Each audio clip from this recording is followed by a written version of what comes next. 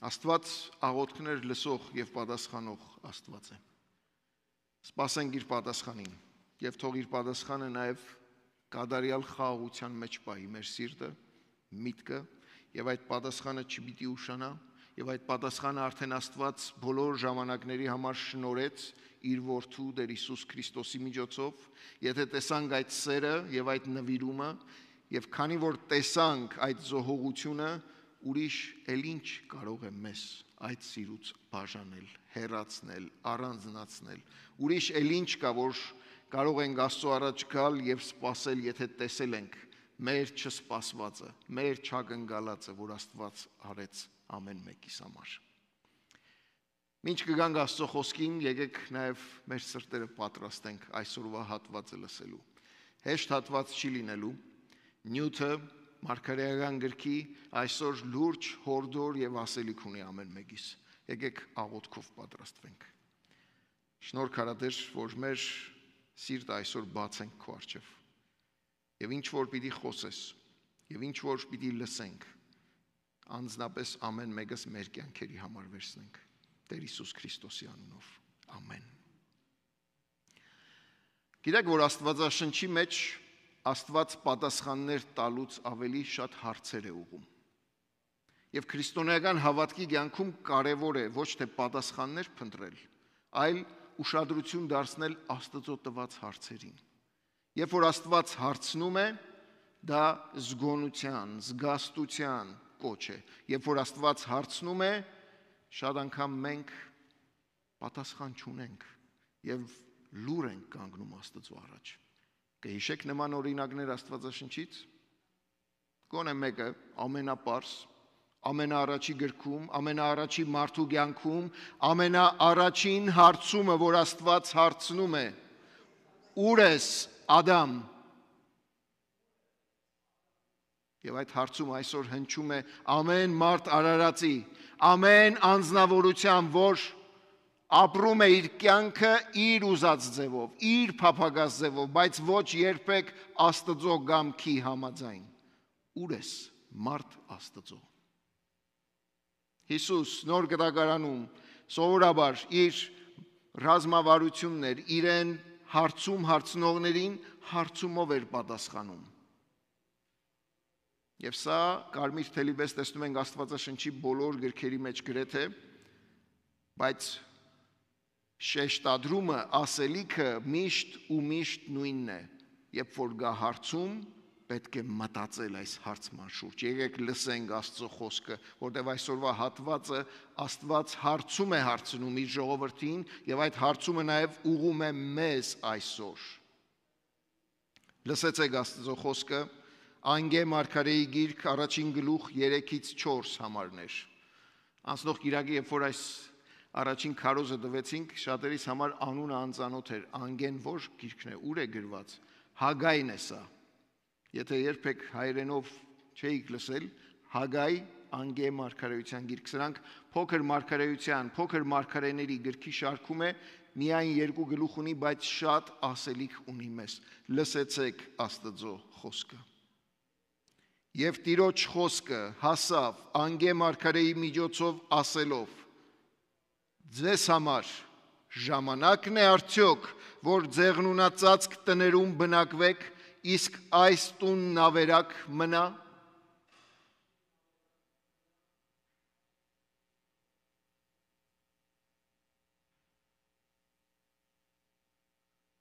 Ժամանակների մասին Աստվածաշունչը մեզ շատ ու շատ ասելիք ունի։ Երբ որ խոսում է ժամանակների մասին, առաջին բանը, որ իմ միտքս գալիս է, իմաստասիրական գրքերից, Սողոմոնի գրչով տրված ժամանակների շարքը, որ այս արևիտակ ամեն բանի ժամանակ կա։ Այս արևիտակ կյանքը, քանի մեզ տրված է, Աստված նաև հնարավորություն է տվել, որ մենք ամեն բանին ժամանակ տանք։ Բայց խնդիրը նրանում է, որ այդ ժամանակի կառավարումը, ժամանակի գործածումը մեր ձեռքում է։ Եվ արի ուտես Աստծո անունով կանչված ժողովուրդը, անցնող կիրակի նայեցինք, ինքն իրեն որոշում է, որ հիմա ժամանակը չէ, Աստծո համար տուն կառուցելու։ Կեղծավորության, ապստամբության, առաջնահերթությունները, հոգևոր հավատքի կյանքի եւ ֆիզիկական կյանքի առաջնահերթությունները շփոթելով, խառնաշփոթ ստեղծելով,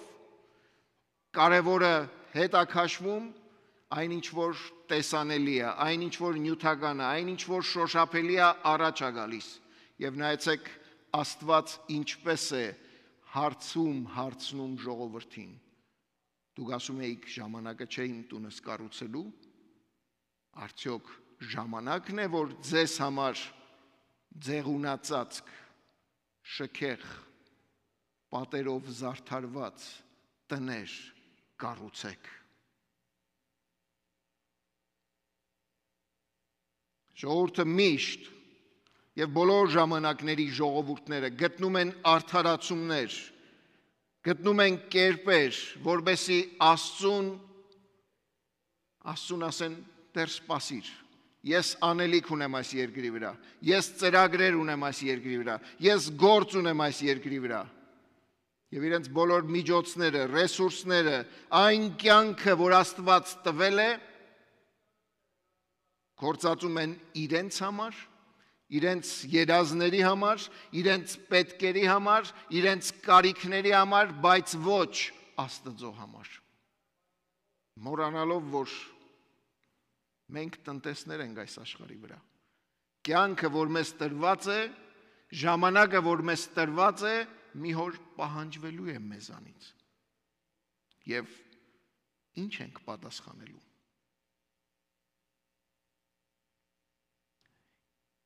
Իմ փորձառության մեջ միշտ եւ մնայուն մարդիկ պատճառներ են գտել եկեղեցի չգալու, Աստծուն ժամանակ չտալու։ Հիմա ժամանակ չունեմ, հիմա վասկի մեջ եմ, հիմա երիտասարդ եմ, հիմա ուսում, հիմա կարիերա, հիմա սա, հիմա նա։ Դեռ անցնող առակների գրքի մեջ նայեցինք, մարդիկ Աստծո հրավերին ինչպես էին պատասխանում, հող, տուն, ես, ամուսնություն, նպատակներ, ծրագրեր, բայց ոչ Աստված իրենց կյանքում։ Ով որ այսպես է մտածում, երբեք եւ ոչ մի պարագայում ժամանակ չի տալու Աստծուն։ Շատ մարդիկ փորձում են մարդկային իմաստությամբ ասել, մի քիչ մեծանամ, հասնեմ իմ ուզածներին, պետք եղածը անեմ, նույնիսկ սա եմ լսել, աշխատեմ, իմ բոլոր ռեսուրսները կներդնեմ Աստծո գործի մեջ։ Ինչ եք կարծում, Աստված քո ռեսուրսների պետք ունի, Աստված քո պետքն ունի, Աստված քեզ համար իր որդին զոհեց, ոչ թե քո ռեսուրսների, Աստված քեզ համար իր կյանքը դրեց, Աստված քեզ համար ծրագիր դրեց, փրկության ծրագիր, որպեսզի կարողանաս ապրել կյանքդ իմաստալից, ապրել կյանքդ ուղղություն, նպատակ, հստակ ունենալու։ Գերությունից հետո ժողովուրդը հստակ գիտեր, որ վերադառնալուց հետո ինչ պիտի անի, առաջին բանը ինչ պիտի լինի։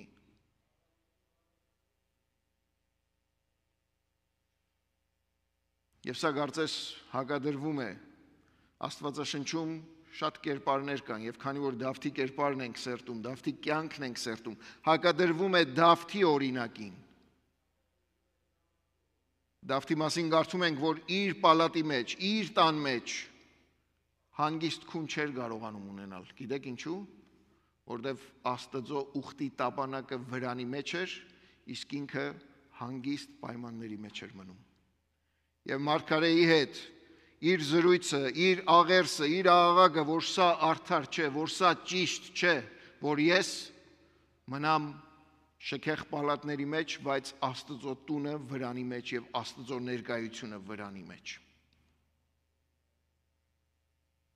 Ժամանակն է ձեզ համար ձեր տներում բնակվելու, մինչ այս տունը ավերակ է, ասում է Աստծո խոսքը։ Դուք ասում եք Տիրոջ տունը կառուցելու ժամանակը չէ, բայց ինչպես է լինում։ Ինչպես կբացատրեք հարցնում է Աստված, որ դուք կարող եք ժամանակ տալ, դուք կարող եք միջոցներ հայթայթել, դուք կարող եք պետք եղածը անել ձեր ֆիզիկական գարիքների համար, ձեր երկրի վրա նյութական պետքերի համար, բայց ոչ Աստծո համար, հոգևոր պետքերի համար, հոգու գարիքի համար։ Գիտեք, բնագրի մեջ այս շեշտադրումը ավելի սրում է հարցադրումը, հայերեն և անգլերեն թարգմանությունների մեջ սա չի երևում, բայց այդ դուքը երկու անգամ է շեշտվում բնագրի մեջ։ Դուք ձեր տներում, դուք ասում եք ժամանակ չունեք, դուք ինչպես եք կարողանում ժամանակ և միջոցներ հայթայթել։ Աստված վերցնում է ժամանակ և տուն բառերը և հարցադրումով վերադարձնում ժողովրդին։ Ձեղունածածկ բառը, որ հայերենի մեջ թե արևմտահայերեն, թե արևելահայերենում դրված է, միգուցե մեզ համար անծանոթ բառ է, բայց այս բառը հետաքրքրական բառ է և պատահական բառ չէ։ Աստված օգտագործում է այս բառը, որտև 5 տակարանում, գոնե 4 հատվածներում այս բառը գործածվել է տաճարի նկարագրության համար, Սողոմոնի կառուցած տաճարի նկարագրության համար։ Եվ այս բառը, եթե պիտի հայերենով փորձենք բացատրել, երբ որ տունը կառուցվում էր, ինչ նյութից որ է, երեսպատումը, պատերը փայտերով էր ծածկվում, եւ այս փայտը պատահական փայտ չէր, եղևնափայտ էր, որը զարդարանքի, շքեղության, գեղեցկության, ճոխության խորհրդանիշ էր։ Ուրիշ խոսքով, ժողովուրդը ոչ թե իր կարիքներն էր հետապնդում, այլևս հետապնդում էր ճոխություն, հարմարավետություն, շքեղություն, luxury։ Կյանք, որի մեջ ու որի միջոցով իրենց հանգիստն էին փնտրում, իրենց մարմնի հանգիստն էին փնտրում։ Հիսուս մի առակ է պատմում և մի պատմություն հարուստ մարդու մասին, որ Աստված իրեն օրհնում է, բերք ու բարիք է տալիս, և ինչ է ասում ինքը իր սրտում, քանդեմ ինչ որ ունեմ, տուն ու տեղ, ավելի մեծացնեմ, ավելի ընդլայնեմ, սենյակներս ավելացնեմ, պահեստներս մեծացնեմ, ամբարեմ և ինքս ինձ ասեմ. կեր, խմիր, վայելիր։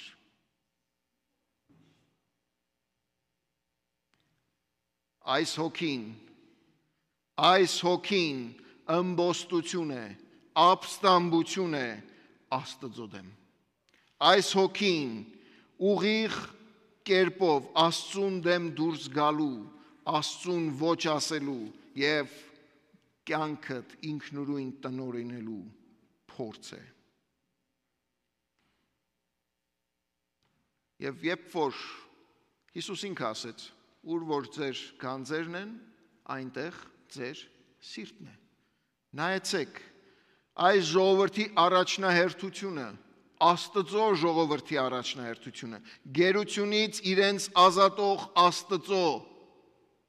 անունը կրող ժողովուրդը, երբ որ իրերն ու իրավիճակները փոխվում են և հնարավորություններ են ստեղծվում, փոխանակ հոգևորին ուշադրություն դարձնելու։ Եվ Տեր Հիսուս Քրիստոսի խոսքը նորից պիտի ասեմ, Աստծունը Աստծուն տալու, իրենք Աստծունը վերցնում և իրենց համար են գործածում։ Ժողովուրդը պատրաստ էր ջանք, միջոցներ ներդնելու իրենց սեփական տները շքեղացնելու, քան թե Տիրոջ տունը կառուցելու։ Կոնտրաստը նայեք, հակադրությունը նայեք, Աստծո տունը ավերակների մեջ, իրենք շքեղության մեջ։ Հոգևոր կյանքը ետին պլանում, աշխարհը, մարմնի ցանկությունը, հարմարավետությունը, աչքի ուզածը առաջնահերթ։ Հետաքրքրական է, որ այս հատվածի մեջ և այս գրքի մեջ և առաջիկա կիրակիները նաև պիտի տեսնեք, որ բնագրի մեջ, եբրայերենի մեջ ավերակ տունը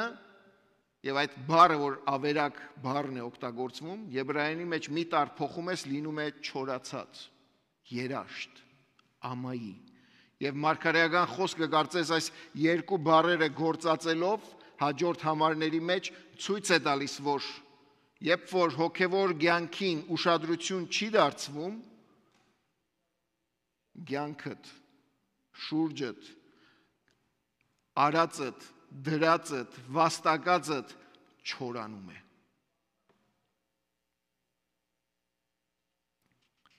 Հետաքրքրական է տեսնել, որ Աստված այս հարցումը նաև ուղում է մեզ այսօր որպես եկեղեցի, արդյոք մեր կյանքում Աստծո տունը, եկեղեցին, հոգևոր գործը, հոգևոր առաջնահերթությունը որ տեղում է։ Անտեսված հոգևոր կյանքը բերում է ավերակ, չորություն մեր կյանքից ներս։ Անտեսված հոգևոր կյանքը ունենում է իր հետևանքները մեր կյանքի բոլոր բնագավառների վրա։ 5-րդ համարից մինչև 11-րդ համար, որ առաջիկա կիրակի օրերը պիտի նայենք, Աստված բացում է ժողովրդի աչքերը եւ ցույց տալիս, որ ժողովուրդը համաձայն Աստծո տված խոստումների, Աստծո տված պայմանների, երկրորդ օրինաց գրքի կամ Աստծո խոսքին հնազանդելով օրհնության մեջ պիտի առաջնորդվեր կամ անհնազանդությամբ անեծքի, չորության, երաշտի եւ ամայության մեջ պիտի մնար։ Անեծքի հետևանքներից մեկը այն էր, որ ժողովուրդը կարող է ապրել եւ չգիտակցել, ապրել, աշխատել, արարել եւ չվայելել, չտեսնել, չունենալ։ Եվ այս հատվածի մեջ ճիշտ ու ճիշտ այդ շեշտադրումն է գնում։ Աստված երաշտ է բերում գինու վրա, յուղի վրա, հողի վրա, ծառի վրա, ամեն առումով։ Ովսեա մարգարեի գրքում հետաքրքիր շեշտադրում կա եւ Ամովսի մարգարեի գրքում նաեւ, նայեցեք Ովսեայի մարգարեի գիրքը ինչ է ասում։ Որովհետեւ քամի սերմանեցին, մրիկ պիտի հնձեն, նա հասկ չի ունենալու, բույսն ալյուր չի դառնալու, եթե դառնա էլ օտարներն են կուլ տալու։ Իսրայելը կուլ գնաց, հիմա ազգերի մեջ անբաղձալի անոթի պես պիտի լինեն։ Ովսեա 8-րդ գլուխ 7-8 համարներ։ Ամովսի մարգարեն հետաքրքիր լեզու է գործածում, որ սա նաև իմիջայլոց եբրայերեն լեզվի մեջ լեզուն պատկերավոր է եւ ինչ որ ասում են օրինակներով են խոսում։ Նայեցեք ինչ է ասում մարգարեն։ Ամովս 4-րդ գլուխ 6-րդ համար։ Ես էլ ձեզ ատամների մաքրություն տվեցի ձեր բոլոր քաղաքներում եւ հացի կարոտություն ձեր բոլոր տեղերում, բայց դուք չվերադարձաք ինձ, ասում է Տերը։ Ինչ է նշանակում ատամների մաքրություն։ Պատկերավոր բառ է սա եւ արտահայտություն, որ նշանակում է, քանի որ հաց չունես ուտելու, ատամներդ մաքուր են մնում։ Եվ այս պատկերները, որ հին աշխարհի լեզուները եւ մանավանդ եբրայերենի մեջ տեսնում ենք, Աստված զգոնության, զգաստության գոչ է անում։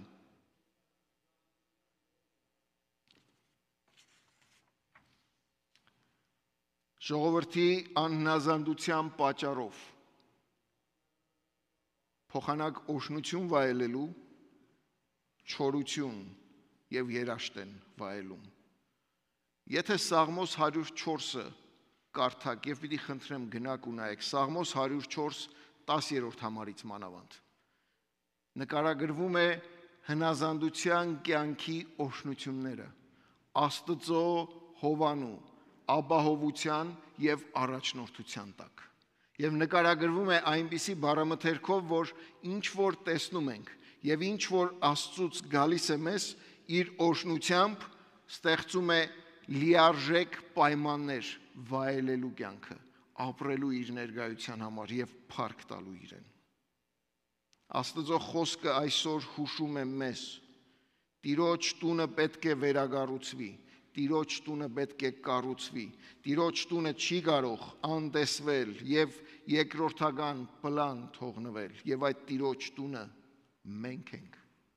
որպես ժողովուրդ, որպես Աստծո ժողովուրդ։ Ես պատասխանատու եմ իմ հոգևոր կյանքի եւ ընթացքի համար։ Դու պատասխանատու ես քո հոգևոր կյանքի եւ ընթացքի համար։ Եթե այս առաջնահերթությունը խախտվի, եթե այս առաջնահերթությունը փոխվի, եթե այս առաջնահերթությունը ինչ որ մի կյանքի փուլում, ինչ որ մի պարագաներում, տարբեր արդարացումներով, մենք փորձենք Աստծուն ասել հիմա քո ժամանակը չէ, իմ ժամանակն է։ Կյանքի թելը, հոգևոր կյանքի թելը, իրար հետ հաղորդակցությունը, մեր ընթացքն ու առաքելությունը, մեր ծառայությունն ու մեր արած գործը, ինչ եք կարծում։ Պիտի օշնվի։ Սա հարցում է։ Մենք կանչված ենք մեր կյանքով, մեր ժամանակներով, մեր միջոցներով, մեր ամբողջ ներուժը դնելու, որբեսի հոգևորը, հավատքի կյանքը դառնա առաջնահերթ բոլորիս համար։ Մարգարեն հետաքրքրական ձևով ցույց է տալիս, որ մեր ընթացքը, մեր ապրածը, մեր կերտածը կարող է մեկ վայրկյանում ոչինչ լինել, եթե հոգևորը առաջնահերթ չէ։ Մարգարեի պատգամը կենդանի է նաև այսօր։ Փոխանակ տաճարներ կառուցելու երկրի վրա եւ դրանց մեջ նյութը, դրանց մեջ աշխարհը, դրանց մեջ մարմնավորը պաշտելու։ Կանչված ենք Աստծո տան, հոգևոր գործի վրա մեր ամբողջ կենտրոնացումն ու ուշադրությունը պահելու։ Եթե մեր հոգին ավերակ մնա, ապա որքան էլ գեղեցիկ, որքան էլ շքեղ, որքան էլ զարդարանքներով լի, նյութական բարիքներով օժնված ապրենք, ոչինչ արժեք չունի։ Մանավանդ այս երկրի վրա։ Նայեցեք, ժամանակները փոխվում են, ժամանակների մեջ նայած որ մայրցամաքի վրա ենք ապրում, իրերն ու իրավիճակները ինչ պայմաններ են ստեղծում։ Փառք Աստծուն, որ Աստված օժնել է այս երկիրը։ Հակառակ բոլոր դժվարությունների մենք օժնված ենք բարիքներով, միջոցներով, կերպերով, ապրելու մեր կյանքը, շինելու, կառուցելու, թողնելու նաև հաջորդ սերունդների համար միջոցներ, ապահովելու մեր վաղվա օրը։ Եվ այստեղ է ամենամեծ մարտահրավերը։ Որքան շատ ունես, այնքան ուշադրություն ու ժամանակդ գնում է ունեցածին։ Որքան շատ է դրվում, բայց նաև սա պիտի հիշենք, այնքան շատ է պահանջվելու։ Հարուստ պատանին կամ երիտասարդը Տեր Հիսուս Քրիստոսին հարցումով եկավ. Ինչ անեմ, որ հավիտենական կյանքը ժառանգեմ։ Ամենալավ օրինակը Հիսուս հարցումով պատասխանեց. Ինչ է գրված։ Սիրիր քո Տեր Աստծուն, սիրիր քո ընկերոջը։ Սրանք բոլորը անում եմ մանկությունից։ Քեզ մի բան եմ անում։ Նյութականից առավել սիրտդ տեղափոխիր, նյութականից առավել դեպի հոգևորը։ Կապվածությունդ ոչ թե երկրին, այլ երկնքին։ Պողոս առաքյալ Կողոսացիների ուղղված նամակի մեջ ասում է. «Վերին բաները փնտրեք, վեր նայեք»։ Գիտեք, այս աշխարհի մեջ այնքան բան կա նայելու, որ երբեմն որպես քրիստոնյաներ մենք մեր հայացքը մոռանում ենք վեր պահելու։ Նայում ենք մեր 4 կողմը, համեմատում ենք շատ ու շատ բաների հետ, բայց մոռանում ենք երկինք նայելու։ Երբ որ երկինք նայես, միակ անձը, որի հետ ինքդ քեզ համեմատելու ես եւ անհամեմատելի լինելու, Տեր Հիսուս Քրիստոսն է։ Երբ որ երկինք նայես, երբեք արդարանալու, Աստծո առաջ երկխոսության մտնելու եւ ժամանակ խնդրելու միջոց առիթ չպետք է ունենաս։ Երբ որ երկինք նայես, անմիջապես գլուխդ պիտի խոնարհես եւ Աստծո առաջ միգուցե այս աղոթքը անես. Իմ հոգիս ավերակ է Տեր, ես փնտրում եմ քո ներկայությունը։ Իմ հոգիս չորացել է Տեր, ես կարիք ունեմ քո կենարար աղբյուրից խմելու։ Իմ հոգիս ուզում է քո մեջ եւ քո միջոցով կառուցվել ու վերակառուցվել, կերտվել ու բարձրանալ, աճել եւ քո ուզածի պես մարդ, քո ուզածի պես եկեղեցի լինել։ Իմ հոգիս ծարավ է քեզ։ Սաղմոս 2-ի խոսքերը թող դառնա մեր աղոթքը նաեւ այսօր։ Ինչպես եղջերուն ջրի վտակներին է փափագում, այնպես էլ իմ անձս Տեր քեզ է փափագում։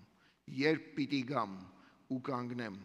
քո սրահների մեջ, քո ներկայության մեջ, քո ներկայությունդ խնդրելու եւ քո ներկայությունդ փնտրելու։ Թող Աստված ամեն մեկիս այս հոգու մեջ առաջնորդի։ Աղոթենք։ Նույնիսկ մեզ տրված ժամանակը քո ձեռքի մեջ է, Տեր Աստված, եւ դու ես գծում մեր կյանքը, ընթացքը եւ սկիզբն ու վերջը քո ձեռքում է, Հայր։ Աղոթում եմ, որ մեզ որպես եկեղեցի եւ որպես անհատներ օգնես, որպեսզի կարողանանք մեր առաջնահերթությունը դնել, մեր առաջնահերթությունը տեսնել միմիայն քո տունը կառուցելու, մեր հոգին եւ մեր ընթացքը, մեր հավատքը եւ մեր հաղորդակցությունը քեզ հետ ամուր պահելու։ Շնորհքարադեր, որ կարողանանք Դավթի նման նաեւ այս աղոթքը ասել, չպիտի հանգստանամ, մինչեւ որ Տիրոջ տունը գտնեմ, վերագտնեմ եւ կառուցեմ քո անվանդ եւ փառքիդ համար։ Ամեն։